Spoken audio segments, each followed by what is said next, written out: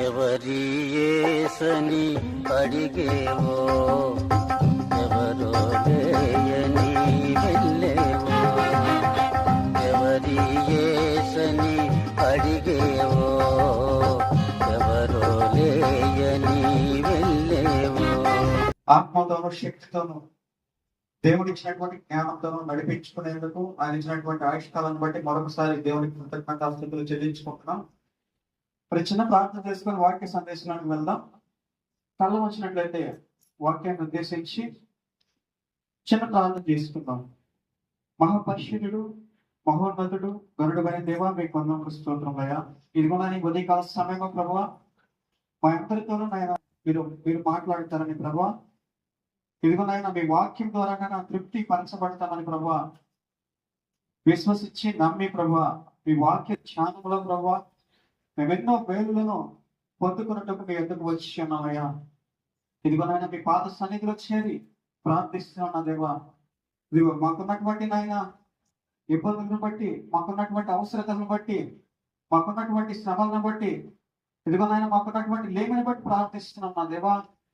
ఇదిగో నాయన మాకు స్పష్టంగా మాట్లాడమని, మా హృదయంలో తృప్తిని, ఆనందం దయచేయమని ప్రార్థిస్తూ నజరేయుడైనటువంటి యేసు పరిశుద్ధ నామములో వేడుకుంటున్నాను నా ప్రియ పరలోకపు తండ్రి, ఆమేన్. ఇప్పుడు మంచిది, మనము ఇంతకు ముందు అనేక వాక్య సందేశాల గురించి ధ్యానం చేయడం జరిగింది. దేవుడు ఆయన వెలుగులో చాలా రహస్యాల గురించి బైబిల్ గ్రంథాల నుంచి మనతో మాట్లాడడం జరిగింది. మరి ఈ ఉదయకాల సమయంలో కూడా మనము బైబిల్ గ్రంథాల నుంచి ఆయన యొక్క ఆణిముత్యాలు లాంటి, మరి డబ్బులు పెట్టి కొలవలేనటువంటి విలువైనటువంటి సంగతుల గురించి మనం ధ్యానం చేద్దాం. మరి మీరందరూ సిద్ధంగా ఉన్నారా? అందరూ కూడా వాక్య సందేశాన్ని చదివి మరి దానిలో ఉండేటటువంటి సారాంశాన్ని గురించి తెలుసుకోవడానికి ప్రయత్నం చేయాలని దేవుడు వాక్యం ద్వారా సెలవిస్తూ ఉన్నాడు. కాబట్టి మనము ఈరోజు వాక్య సందేశాల గురించి ధ్యానం చేద్దాం. మరి బైబిల్ గ్రంథంలో కనుక చూసినట్లయితే మనకి అపోస్తలుల కార్యాల్లో స్టెఫను అనేటటువంటి ఒక వ్యక్తి కనపడతారు. ఎవరైనా స్టెఫన్. ఈయన బైబిల్ గ్రంథాన్ని గురించినటువంటి అవగాహన ఉన్నటువంటి పండితుడు కాదు మొదట్లో. మరి ఈయన బైబిల్ గ్రంథాన్ని గురించినటువంటి ఒక సారాంశాన్ని గురించి వివరించడానికి ఆ యొక్క సమాజ మందిరంలోనికి తీసుకురాబడతాడు. మరి ఇక్కడ జరిగినటువంటి విషయం ఏంటంటే, దేవుని యొక్క శిష్యులు ఎంతమంది వాళ్ళు? 12 మంది. 12 మంది, 11 మంది ఒక చనిపోయారు కదా, వెలుగుపరచబడ్డారు.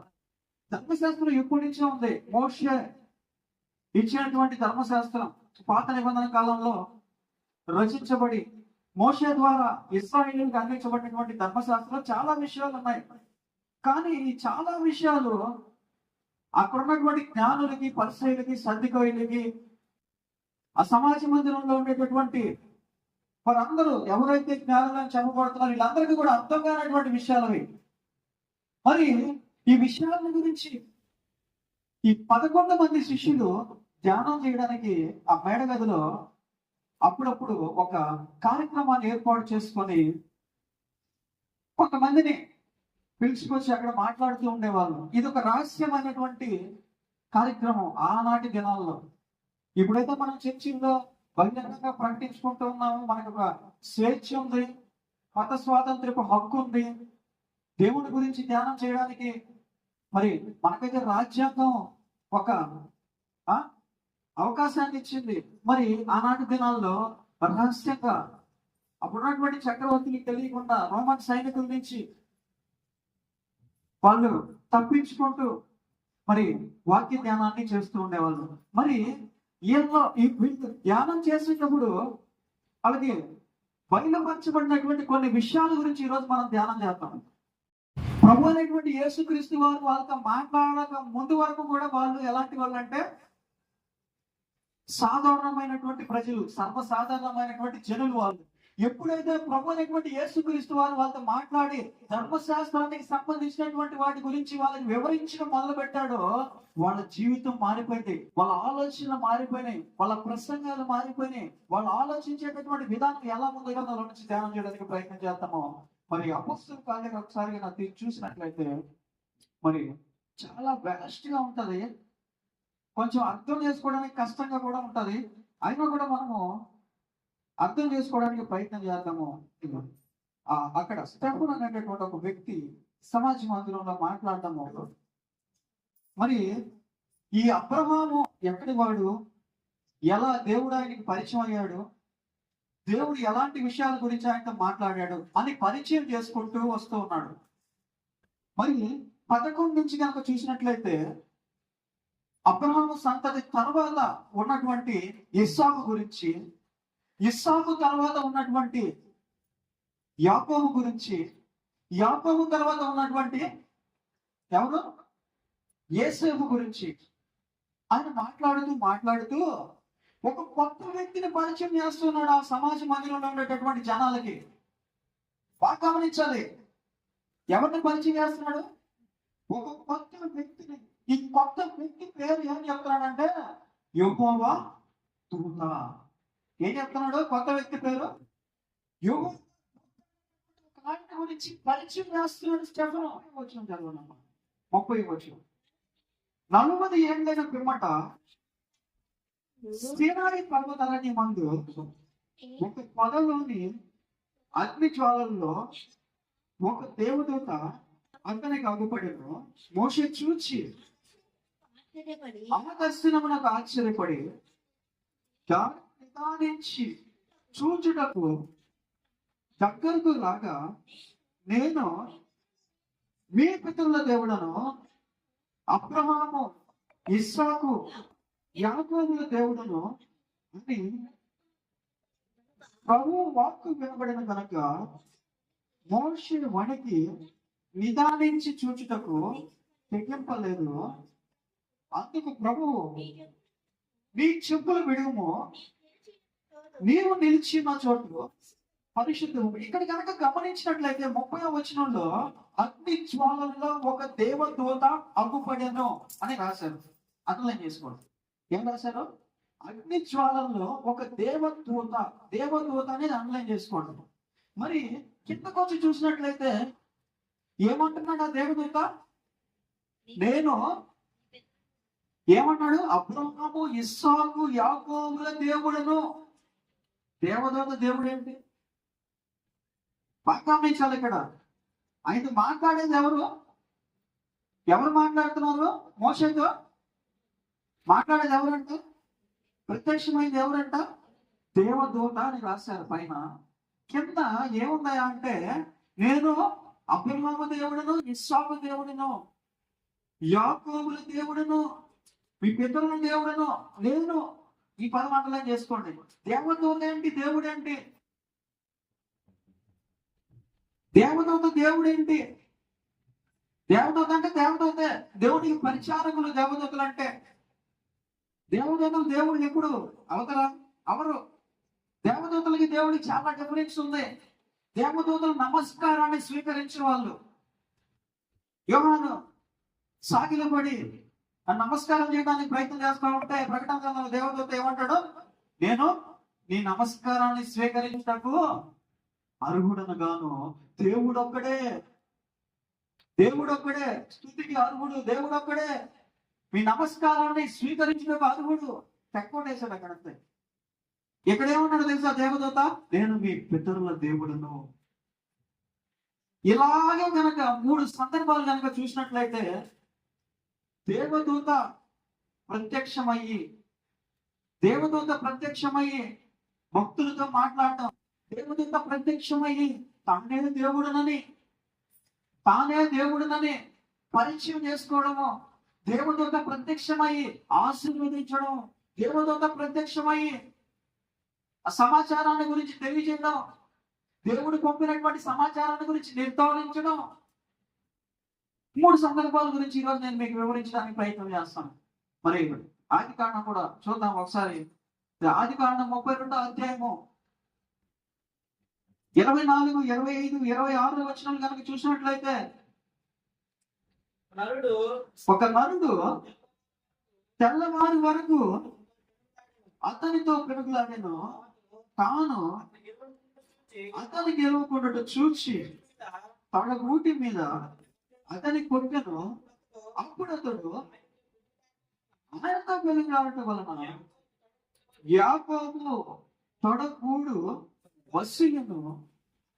ఆయన తెల్లవారుచున్నది గనక తను పోనిమ్మనగా అతడు నీవు నన్ను ఆశీర్వదించితేనే కాని నిన్ను పోనీయనన్ను. ఆయన నీ పేరేమని అడగగా అతడు యాకోబు అని చెప్పాను.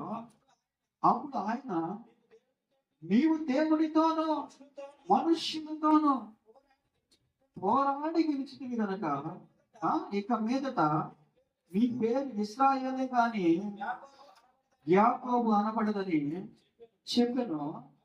అప్పుడు యాకోబు నీ పేరు దయచేసి తెలుపమనెను. ఆయన నీవు ఎందు నిమిత్తము నా పేరు అడిగివని చెప్పి అక్కడ అతను ఆశీర్వదించను.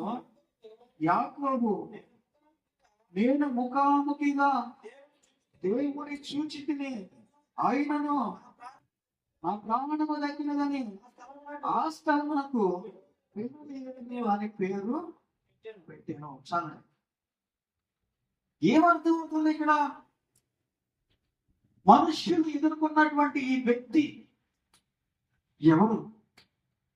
మనుష్యులకు కనపడి మనుష్యుని ఆశీర్వదించినటువంటి ఈ వ్యక్తి ఎవరు?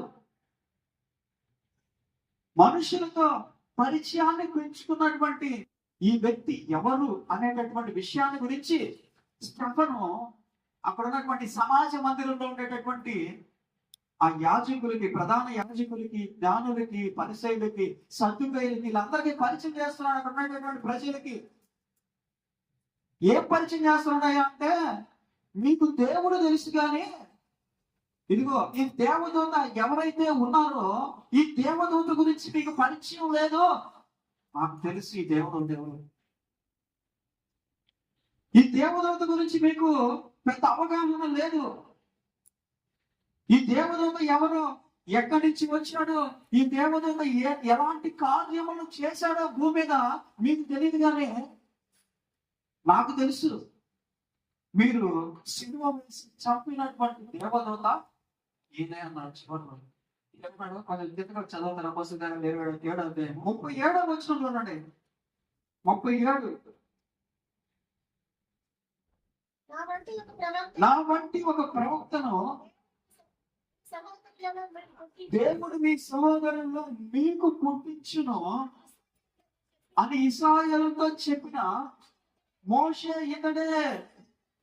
సీనాయి పర్వతం మీద తనతో మాటలాడిన దేవదూతతోనూ తన పితరులతోనూ అరణ్యములోని సంగమందు ఉండి మనకిచ్చుటకు జీవవాక్యములను తీసుకుని వాడు ఇతడే. చదవండి. ఇతనికి మన పితరులు లోపల మల్లగా ఇతనిని త్రోసివేసి తమ హృదయములలో ఐగుప్తుకు పొందిన వాళ్ళై మాకు ముందు నడిచినట్టు దేవతలను మాకు చేయము. ఐగుప్తు దేశముల నుండి మనలను తోడుకుని వచ్చిన ఈ మోషే ఏమాయనో మాకు తెలియదని అన్నారోనుకో అనేది ఇక్కడ పరిచయం చేస్తున్నాడు స్టెఫను. ప్రభు అయినటువంటి యేసుక్రీస్తు వారి గురించినటువంటి పరిచయం మొట్టమొదటిగా సామాన్య ప్రజలకు పరిచయం చేస్తున్నటువంటి వ్యక్తి ఎవరో తెలుసా? స్టెఫను. ఏమని పరిచయం చేస్తున్నాడు తెలుసా? ఇదిగో ఆనాడు సీనాయి పర్వతం మీద మాట్లాడినటువంటి దేవదూత, మన పితరులతో నడిచినటువంటి దేవదూత, మన పితరులు అరణ్యములో నడుస్తున్నప్పుడు పగలు మేఘస్తంభంగాను రాత్రి అగ్నిస్తంభంగాను మన పితరులకు తోడగినటువంటి ఈ దేవదూత ఎవరో కాదు, ప్రభువు అయినటువంటి యేసుక్రీస్తు వారే. ఈయన్నే మీరు సిలువ వేశారు, ఈయన్నే మీరు హింసించారు, ఈయన్నే మీరు మరణానికి అప్పగించారు. చాలా బిగ్ ట్విస్ట్, పెద్ద ట్విస్ట్. ఇప్పుడు వరకు ఏమనుకుంటున్నారు యూదులు? ఇప్పుడు వరకు ఏం ఆలోచిస్తున్నారు యూదులు? మన పితరులతో మాట్లాడినటువంటి వ్యక్తి ఒకడే ఒకడు, ఆయన దేవుడు. ఆయన పేరు చెప్పి ఎవరు కూడా రాకూడదు. దేవుడు ఒక్కడే, దేవుడు నిజమే, దేవుడు ఒక్కడే నిజమే. వాళ్ళు చెప్పేటటువంటి విషయం నిజమే, దేవుడు ఒక్కడే. మరి ఈయనెవరు? ఈ దూత ఎవరు? సీనాయి పర్వతం మీద మాట్లాడిన దేవదూత, మోషేని నడిపించినటువంటి దేవదూత, అబ్రహాముతో అప్పుడప్పుడు వచ్చి పరిచయం చేసుకున్నటువంటి దేవదూత, అబ్రహాముని నడిపించినటువంటి దేవదూత, అబ్రహాముకు ఉన్నటువంటి శ్రమల్లో అబ్రహామును నిలబెట్టినటువంటి దేవదూత, ఇదిగో మరణ సమయంలో కూడా నిలబెట్టినటువంటి దేవదూత. ఈయన ఎవరు అసలు? ఎవరు ఈ వ్యక్తి? దేవుడు మాట్లాడుతున్నాడు, బాగానే ఉంది. దేవుడు అవసరమైనటువంటి అన్ని విషయాల గురించి చెప్తూ ఉన్నాడు, బాగానే ఉంది. మధ్య మధ్యలో ఈ కనపడుతున్నటువంటి ఈ దేవదూత ఎవరు? అబ్రహాం కూడా ఆలోచించాడండి. అబ్రహాం కూడా ఆలోచించాడు. ఈ స్వరానికి ఆ స్వరానికి తేడా ఉంది, ఈ వ్యక్తికి ఆ వ్యక్తికి తేడా ఉంది. ఈ వ్యక్తి ఎవరు? ఈ మాటలు మాట్లాడేటటువంటి వ్యక్తి ఎవరు? నాతో కూర్చొని నేను ప్రార్థించేటప్పుడు నా వెనక నిలబడి ఈ సమాచారాన్ని అందించేటటువంటి ఈ వ్యక్తి స్పెసిఫిక్ గా ఉన్నాడు. ఈయన ఎవరు? ఖచ్చితంగా నేను ఈయన ఏదో ఒక రోజు చూడాలి, ఈ వ్యక్తి స్వరూపాన్ని నేను చూడాలి. అయ్యా, నేను దేవుడికి ప్రార్థన చేసిన ప్రతిసారి, ఇదిగో నేను దేవుడితో మాట్లాడాలనుకున్న ప్రతిసారి ఈ సమాచారాన్ని తీసుకొస్తున్నటువంటి నువ్వెవరు? ఈ సమాచారాన్ని నాకు అందిస్తున్నటువంటి నువ్వెవరు? యాకోబు ప్రశ్నించాడు, గిద్యోను ప్రశ్నించాడు, మోషే ప్రశ్నించాడు, అబ్రహాము ప్రశ్నించాడు. ఎవరు నువ్వు? ఈ విషయం గురించి ప్రభువైనటువంటి యేసుక్రీస్తు వారు కూడా ప్రస్తావన చేస్తా ఉన్నాడు. ఒకసారి యోహాను సువార్త ఓపెన్ చేసి చూద్దామా? యోహాను సువార్త 8వ అధ్యాయం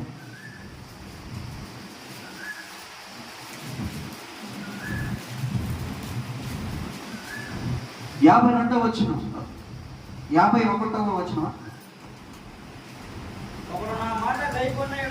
ఒకడు నా మాట గైకొనిన ఎడల వాడెన్నడను మరణము పొందడని మీతో నిశ్చయముగా చెప్పుచున్నానని ఉత్తరం ఇచ్చెను. అందుకు యూదులు, నీవు దెయ్యము పట్టిన వాడవని ఇప్పుడు ఎరుగుదుము. అబ్రహామును ప్రవక్తలను చనిపోయి అయినను ఒకడు నా మాట గైకొన్న ఎడల వాడు ఎన్నడను మరణము రుచి చూడనని నీవు చెప్పుచున్నావు. మా తండ్రి అయిన అబ్రహాము చనిపోయిన కదా, నీవు అతని కంటే గొప్పవాడువా? ప్రవక్తలను చనిపోయి నిన్ను నీవెవడమని చెప్పుకొనుచున్నావని ఆయన అడిగారు. ఇదే ప్రశ్న అడిగారండి, ఇదే ప్రశ్న అడిగారు యూదులు ఆయన్నే. ఎవరు నువ్వు? మాకు యేసు ప్రభు అంటే ఎవరో తెలియదు, యెహోవా దేవుడు మాత్రమే తెలుసు మాకు. ఆయన ఎవరంటే మొదటి నుంచి ఉన్నవాడు, ఆయన పరిచయం ఉంది మాకు. మధ్యలో నువ్వెవరు? ఎక్కడి నుంచి వచ్చావు నువ్వు? ఆయనకి నీకు సంబంధం ఏంటి?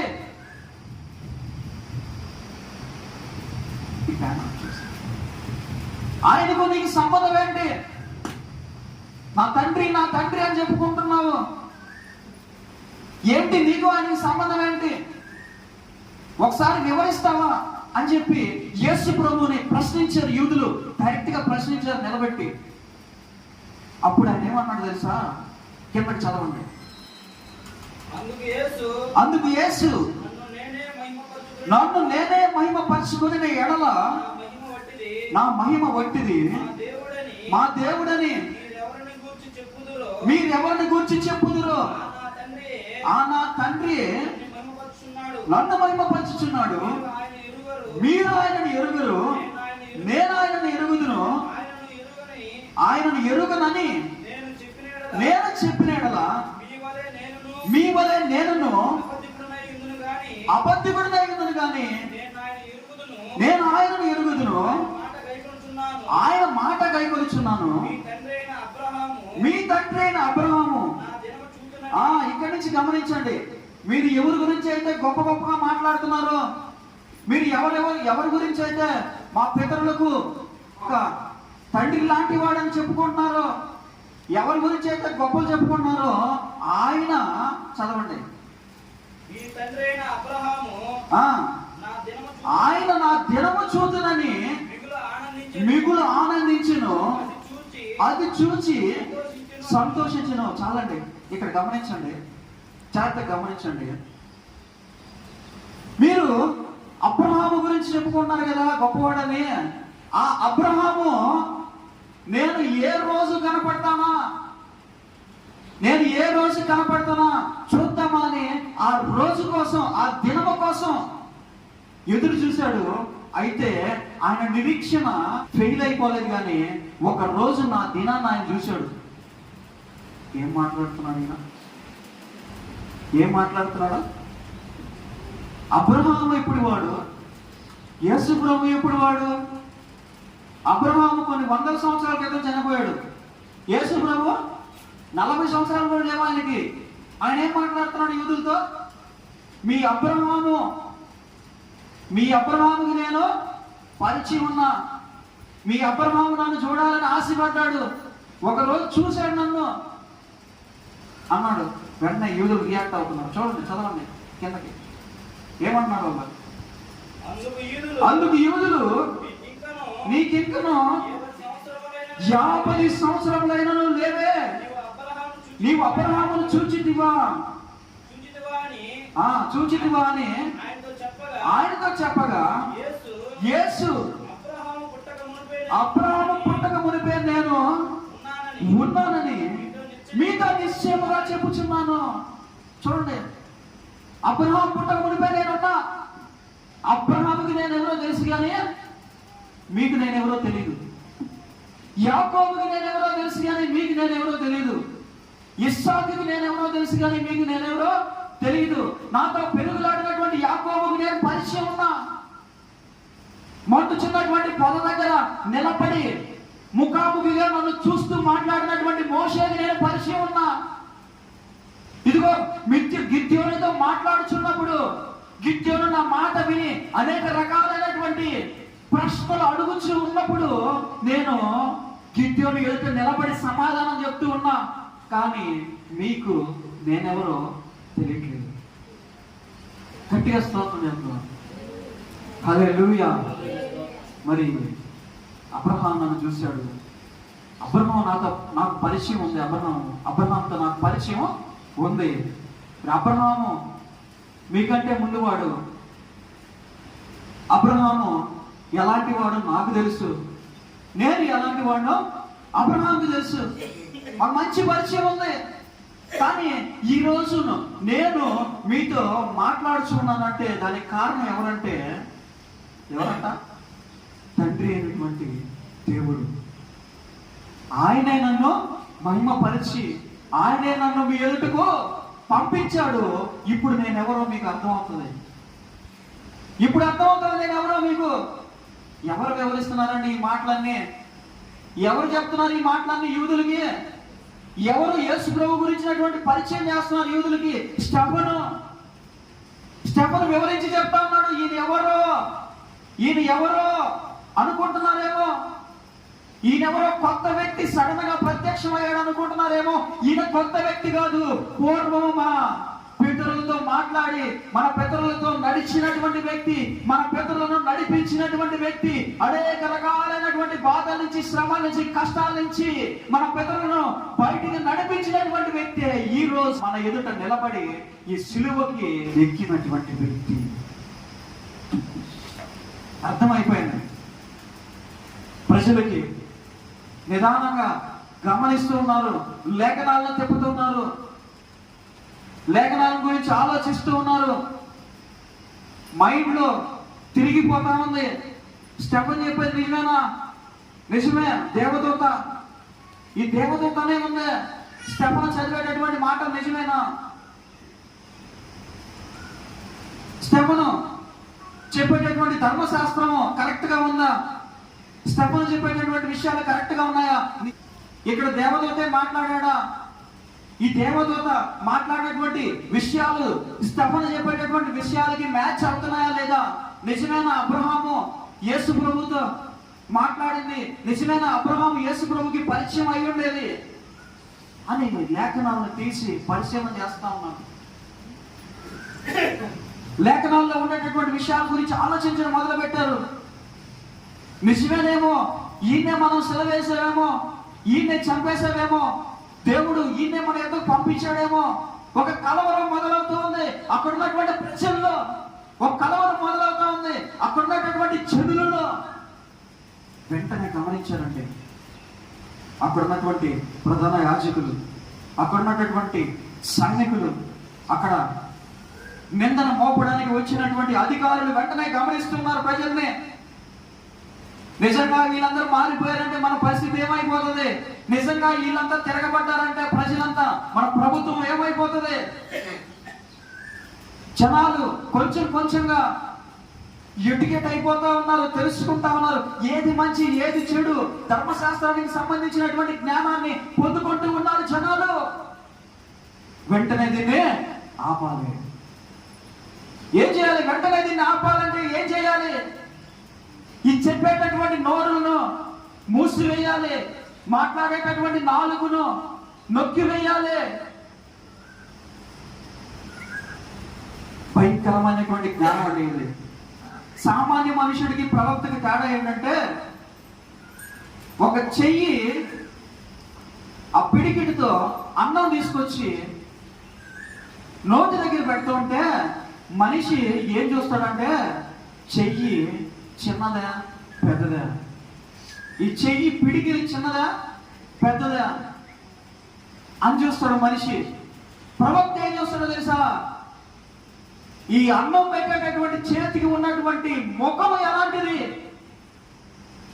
ఇదిగో రోజు నాకు ఈ ఆహారాన్ని పెడుతున్నటువంటి యొక్క హస్తానికి ఉన్నటువంటి ముఖము యొక్క స్వరూపం, ఈ ముఖానికి ఉన్నటువంటి స్వరూపం ఎలాంటిది? దాన్ని చూస్తాడు ప్రవక్త. మనిషి చేతిని చూస్తాడు, ప్రవక్త ముఖాన్ని చూస్తాడు. అబ్రహాం కూడా అదే చూశాడండి. అబ్రహాం కూడా అదే చూశాడు. నాతో మాట్లాడుతున్నటువంటి ఈ దూత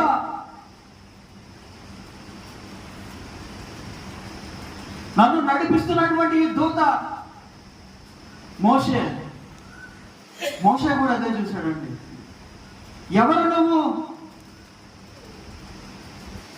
నువ్వు ఈ ప్రశ్న అడుగుతున్నారంటే దాంట్లో డెప్త్ ఉంది. ఇంకా కొన్ని సందర్భాల్లో కనుక చూసినట్లయితే యెహోవా దేవుని యొక్క వాయిస్, ఆయన యొక్క మాట పరిచయం ఉన్నటువంటి వ్యక్తులు ఈ దూత మాట వినపడినప్పుడు ఏమడుగుతున్నారంటే వెంటనే, ఎవరు నువ్వు? నీ పేరేంటి? ఎవరు నువ్వు? నీ పేరేంటి? చూడండి, ఈ సందర్భాన్ని కిందకు వచ్చి కదా చూసినట్లయితే, మరి స్టెఫను ఈ భయంకరమైనటువంటి జ్ఞానాన్ని ధర్మశాస్త్రంలో దాచిపెట్టబడినటువంటి ఈ వ్యక్తిని బయటికి తీశాడు, తొలిపి బయటికి తీశాడు. ఈ వ్యక్తిని యెహోవా దూత అనబడేటటువంటి ఈ వ్యక్తిని బయటికి తీసి పరిచయం చేశాడు ప్రజలకి. వెంటనే ఏమన్నారో తెలుసా? కిందకు వచ్చి చదవండి. అపొస్తలుల కార్యాలు 7వ అధ్యాయం లాస్ట్ 3 వచనాలకి స్పీడ్ గా. పట్టణపు వెలుపలికి అతనిని వెళ్ళగొట్టి రాళ్ళు రువ్వి చంపిరి. చదవండి. సాక్షులు సౌలు అను ఒక యవనుని పాదముల యొద్ద తమ వస్త్రములు పెట్టిరి ప్రభువును గూర్చి మొరపెట్టుచు, యేసు ప్రభువా నా ఆత్మను చేర్చుకొనమని స్టెఫను పలుకుచుండగా వారు అతని రాళ్లతో కొట్టిరి. అతడు మోకాల్లోనే ప్రభువా వారి మీద ఈ పాపము మోపకమని గొప్ప శబ్దంతో పలికెను. ఈ మాట పలికి నిద్రించెను. సౌలు అతని చావునకు సమ్మతించెను. చాలా అబ్రహాము పరిచయం అనేటువంటి దేవుని గురించి ప్రపంచానికి పరిచయం చేయాలంటే ఒక మనిషి చచ్చిపోవాల్సి వచ్చింది. ఒక గొప్ప విషయము, మనుషులకు అర్థం కానటువంటి విషయం, మనుషులు గ్రహించలేనటువంటి ఒక గొప్ప విషయాన్ని గురించి ప్రపంచానికి తెలియజేయడానికి ఒక వ్యక్తి తన ఆత్మను విడిచిపెట్టాల్సి వచ్చింది, మరణాన్ని పొందుకోవాల్సి వచ్చింది. మరి మధ్యాహ్న కాల సమయంలో మనందరం ఒక ప్రశ్న వేసుకోవాలి. మరి గొప్ప సేవకులు ఇంత గొప్ప రక్షణను మనకు అందించి మరణాన్ని సైతం లెక్క చేయకుండా చివరి ఆఖరి రక్తపు పొట్టు వరకు యేసు ప్రభు అనేటటువంటి యెహోవా దూత కోసం, యేసు ప్రభు అనే పిలువబడినటువంటి యెహోవా దూత కోసం మరి ఇంత త్యాగాన్ని చేస్తే మనమే చేస్తూ ఉన్నాం. ఆయన కోసం చివరి వరకు నిలబడగలమా?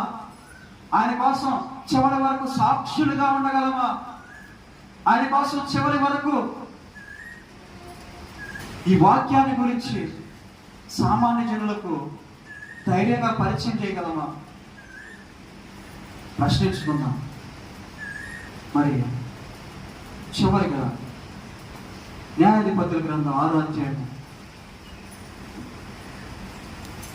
11వ వచనం నుంచి యెహోవా దూత వచ్చి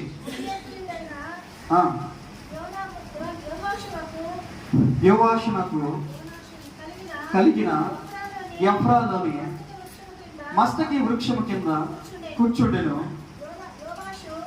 యోవాషు కుమారుడైన గిద్యోను మిద్యానీయులకు మరుగై ఉండినట్లు గానుగ చాటున గోధుమలను దొళ్ళగొట్టుచుండగా యెహోవా దూత కనపడి పరాక్రమము గల బలాఢ్యుడు యెహోవా నీకు తోడై ఉన్నాడని అతనితో అనగా గిద్యోను చిత్తమున ఏర్నవాడా యెహోవా మాకు తోడై ఉండిన యెడల ఇదంతా మాకేలా సంభవించును. యెహోవా ఐగుప్తులో నుండి మమ్మను రప్పించినని చెప్పొచ్చు. మా పితరులు మాకు వివరించిన అద్భుత కార్యములని ఏమాయను యెహోవా మమ్మను విడిచిపెట్టి మిద్యానీయుల చేతికి మమ్మను అప్పగించినని అతనితో చెప్పాను. అంతటి యెహోవా చూడండి పైన ఏమన్నా అసలు 11వ వచనంలో యెహోవా దూత అన్నాడు. చూసారా? గమనించండి బాగా. 11వ వచనం 14వ వచనంకి వచ్చేటప్పటికి అంతటి యెహోవా అతని తట్టు తిరిగి బలము తెచ్చుకొని ఏంది మారిపోయినప్పుడు ఎవరు మాట్లాడుతున్నారు? ఎంత గిద్యోనుతో యెహోవా మాట్లాడుతున్నాడా? దూత మాట్లాడుతున్నాడా? ఎవరు మాట్లాడుతున్నారు? యెహోవా మాట్లాడుతున్నాడా? దూత మాట్లాడుతున్నాడా?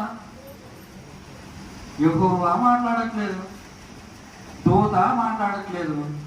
ఎవరు మాట్లాడుతున్నారయ్యా ఇక్కడ అంటే యేసు ప్రభు మాట్లాడుతున్నాడు.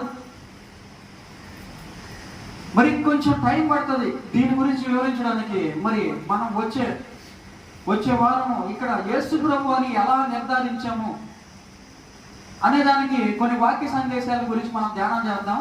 మరి చదవండి. అంతటా యెహోవా అతని తట్టు తిరిగి బలము తెచ్చుకొని వెళ్ళి మిద్యానీయుల చేతిలో నుండి ఇశ్రాయేలును రక్షింపుము. ఇప్పుడు దాకా దూత అన్నాడు, ఇప్పుడు ఏమన్నాడు? నిన్ను పంపిన వాడను నేనే అని చెప్పగా అతడు చిత్తమున ఏనవాడా దేని సహాయం చేత నేను ఇశ్రాయేలును రక్షింపగలను? డిస్కషన్ కిందకి వెళ్తుంది. 21వ వచనంలో కొన్ని పరీక్షలు చేస్తాడు. ఎవరు? గిద్యోను. నిజంగా దేవుని దూత కాదా అని కొన్ని పరీక్షలు. 21వ వచనంలో అతడు అలాగు చేయగా యెహోవా దూత తన చేతనున్న కర్రను చాపి దాని కొనత మాంసమును పొంగని భక్ష్యములను ముట్టినప్పుడు అగ్ని ఆ రాతిలో నుండి వెడలి ఆ మాంసమును పొంగని భక్ష్యములను కాల్చివేసెను. అంతటా యెహోవా దూత అతనికి అదృశ్యమయ్యాను. మళ్ళీ ఏమైపోయింది? దూత. మళ్ళీ ఏమైపోయింది సెంటెన్స్? యెహోవా దూత. పైన ఏముంది? నిన్ను పంపిన వాడను.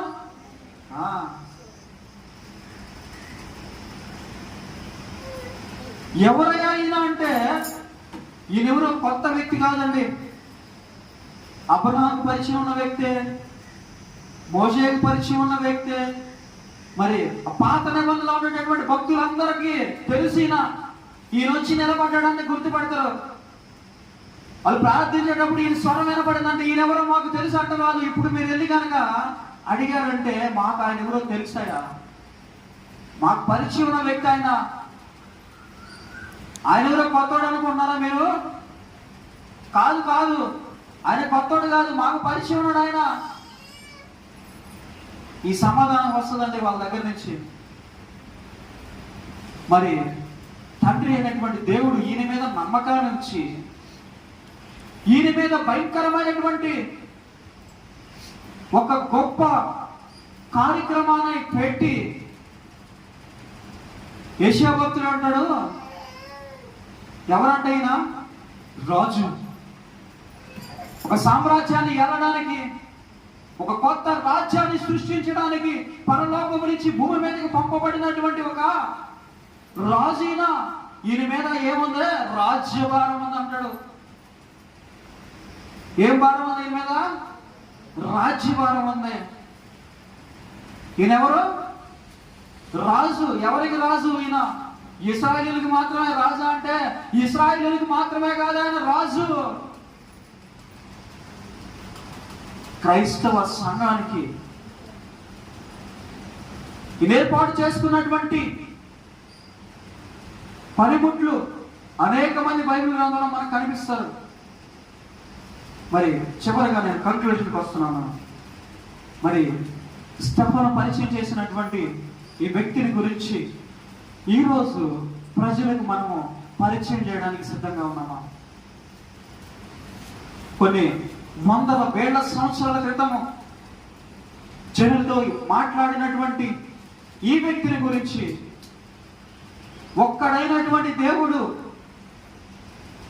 ప్రపంచానికి పరిచయం చేసినటువంటి ఈ వ్యక్తిని గురించి, ఈ ప్రేమను గురించి, వాక్యము అనబడేటటువంటి శరీరధారి గురించి, ఎవరైనా వాక్యము అనబడేటటువంటి శరీరధారి,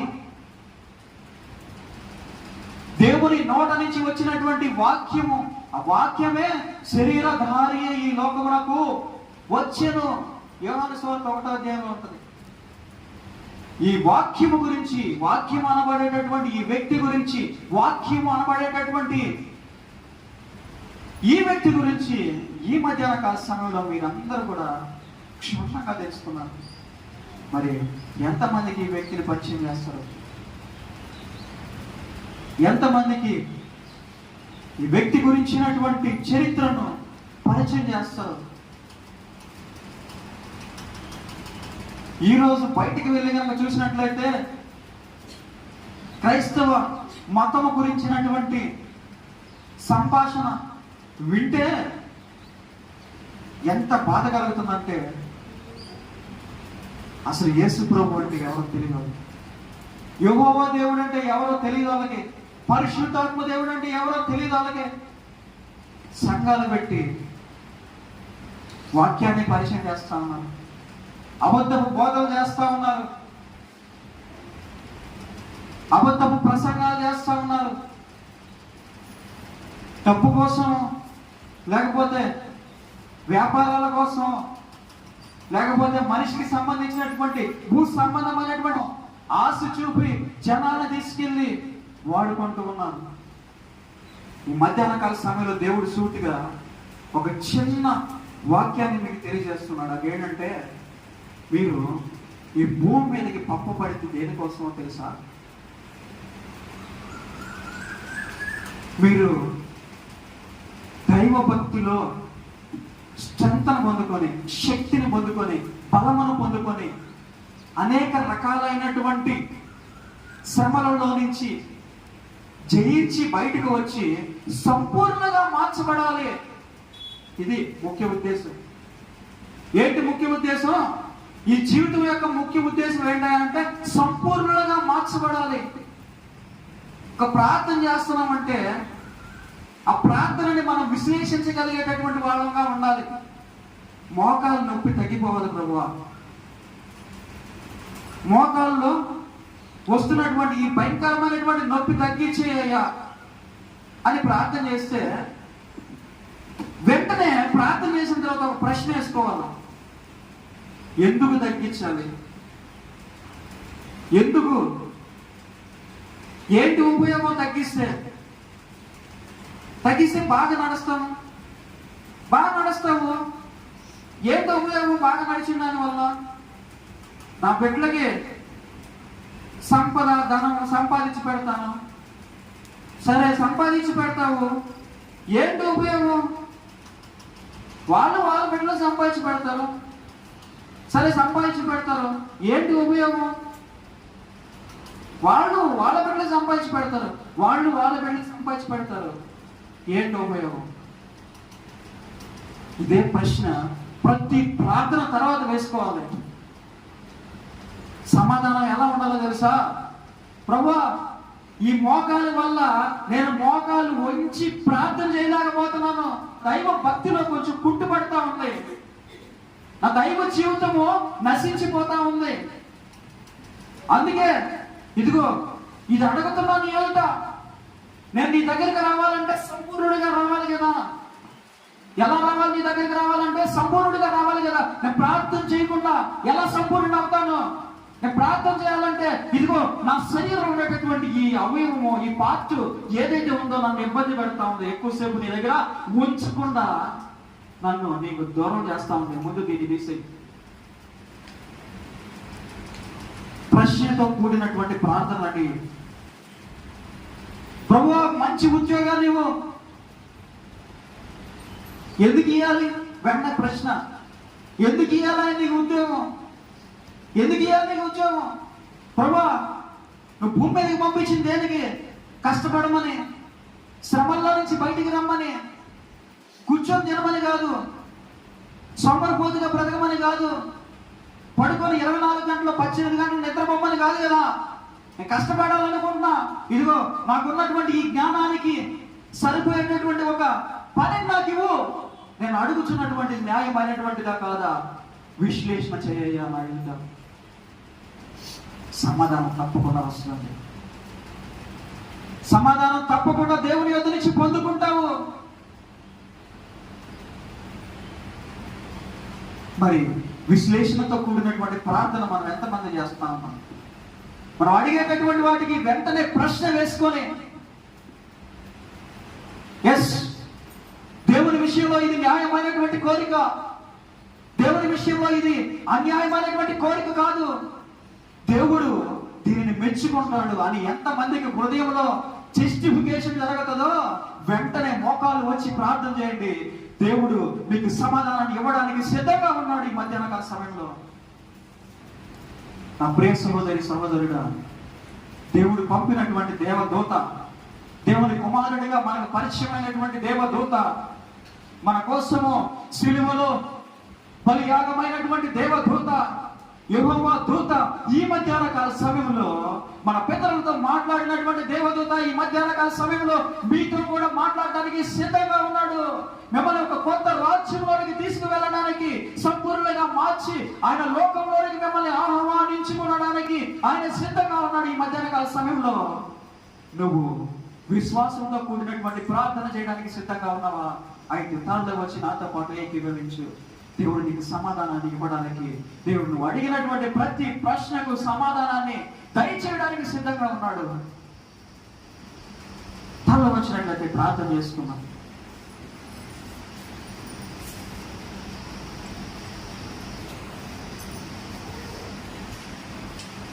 శ్రమల్లో కుంగిపోతున్నామేమో, కష్టాలు, నష్టాలు, అప్పులు, బాధలు, అందరూ తల్ల వచ్చి ప్రార్థనలో ఉన్నాడు. ఈ మధ్యాహ్న కాల సమయంలో ఆయన నీకు తోడుగా ఉండడానికి ఆయన చేతులు నీ వైపు చాపుతున్నాడు. కొండగా కొండగా నీవు ఉండగలవుగా, ఎండిన ఎముకలైనా కొండగా జీవనంగా,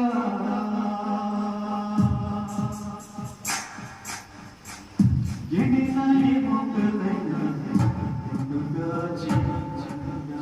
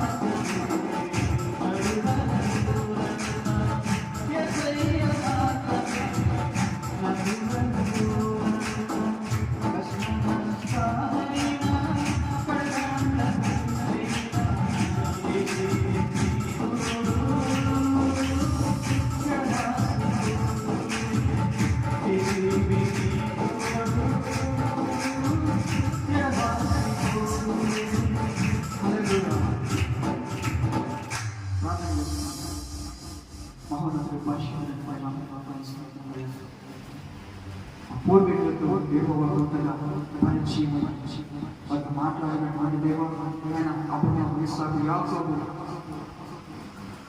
మోషేలతో నడిచిన దేవ ఈ మధ్యాహ్న కాల సమయంలో మాతో మాట్లాడమని ప్రార్థిస్తున్నాను. హృదయంలో దర్శించమని ప్రార్థిస్తున్నాను. దిగున ఎంతో కాలం నుంచి నేను చూడాలని ఆశతో ఎదురు చూసినటువంటి అబ్రహాముని దర్శించినటువంటి దేవ ఈ మధ్యాహ్న కాల సమయంలో మేము కూడా మీ స్వరాన్ని వినాలని ప్రార్థిస్తున్నాము. మధ్యాహ్న కాల సమయంలో మా అక్కర్లు మీరు వేగి ఉన్నారు దేవ. పాపమును మా వెనక తట్టు పారివేసి ఉన్నారయ్యా.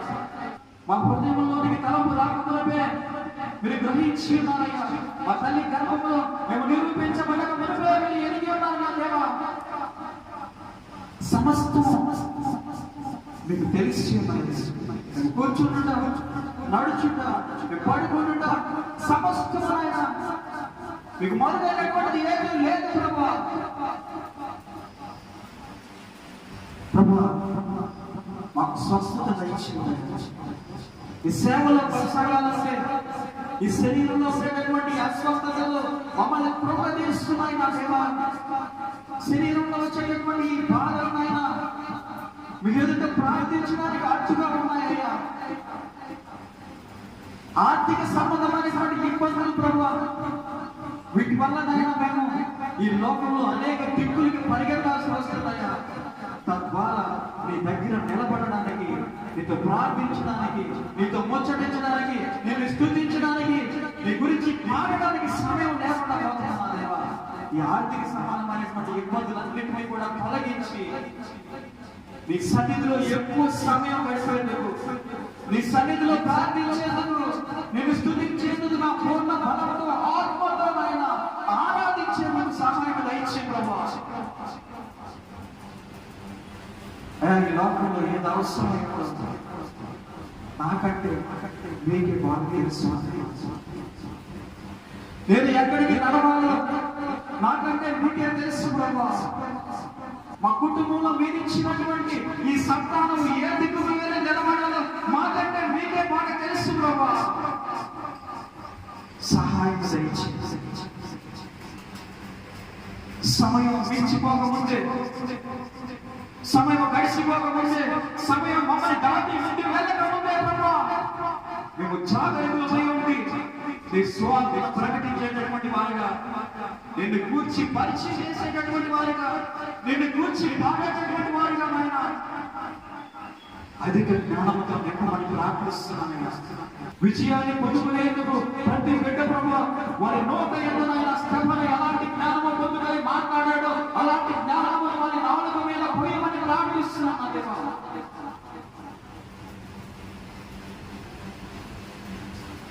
సహాయం మందిరానికి సంబంధించిన సమస్యల గురించి, కుటుంబాలకు సంబంధించినటువంటి సమస్యల గురించి, అనారోగ్యంతోనైనా ఇంట్లో సంవత్సరాల కాలం చనిపోయినటువంటి బిడ్డల గురించి ప్రార్థిస్తాను. దురాత్మ శక్తుల యొక్క ప్రభావంతో నింపబడి అనేక రకాలైనటువంటి కక్షలు, క్రోధాలకు, హింసలకు పాల్పడుతున్నటువంటి బిడ్డలను బట్టి ప్రార్థిస్తున్నాయా. వాళ్ళు పనిచేస్తున్నటువంటి దురాత్మ శక్తుని దర్శిస్తున్నాం. మీ ఆత్మతో మీ ఆత్మతో నడిపించండి, మీ ఆత్మతో మాట్లాడండి అయ్యా. సౌలు సౌలు నీవు నన్నేలా హింసించుచున్నావని మాట్లాడేటువంటి మీ వాక్కును మరొకసారి నా బిడ్డలకు వినిపించమని ప్రార్థిస్తున్నానయ్యా. సువార్త నిమిత్తము ప్రభువా వారి యొక్క కుటుంబములను వదిలి ప్రపంచంలో యాత్రికులకు అనాథులుగా మిగిలినటువంటి బిడ్డలను బట్టి ప్రార్థిస్తున్నానయ్యా. మీకు సహాయం అందించండి. ఈ మందిరం మీకు అనేక మంది ఆత్మతో నింపబడి 1000 నోళ్లతో స్తుతించేటటువంటి మందిరముగా ఆయన ఈ మందిరమును మార్చమని ప్రార్థిస్తున్నాను. మందిరం ఉన్నటువంటి బిడ్డలను ఆయన స్వార్థంగా లేపమని, యాచకులుగా లేపమని, అనేక మందిరముగా విస్తరింపజేసే వారుగా లేపమని ప్రార్థిస్తున్నాను. నజరేయుడైనటువంటి యేసు పరిశుద్ధ నామములో వేడుకుంటున్నాను నా ప్రియ పరలోకపు తండ్రి. ఆమేన్.